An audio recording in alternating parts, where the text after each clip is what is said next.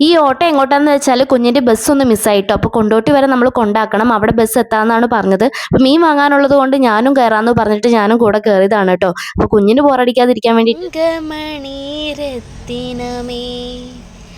തലയാട്ടും ചിത്തിരമേ തങ്കമണിരത്തിനമേ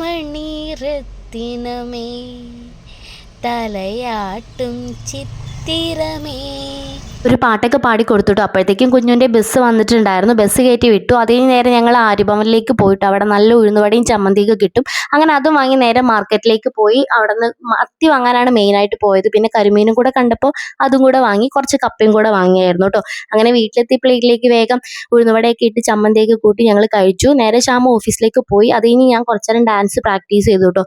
ഇപ്പോൾ ഡെയിലി നമ്മൾ പ്രാക്ടീസ് ചെയ്തില്ലെങ്കിൽ ആകപ്പാടെ മൊത്തത്തിൽ അവതാളത്തിലാവും. സൺഡേ മാത്രമല്ലേ ക്ലാസ്സുള്ളൂ, അരങ്ങേറ്റമൊക്കെ വരിക.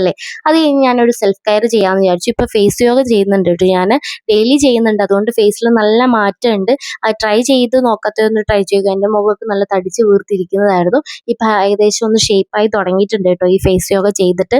ഇപ്പം ഞാൻ നൈറ്റ് ശ്യാമ വരുമ്പോൾ ശ്യാമനും കൂടെ ചെയ്ത് കൊടുക്കും കേട്ടോ.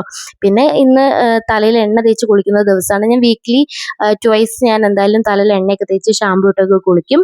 അപ്പോൾ ഇന്നത്തെ വീഡിയോ അത്രേ ഉള്ളൂ. Tata bye bye, see U.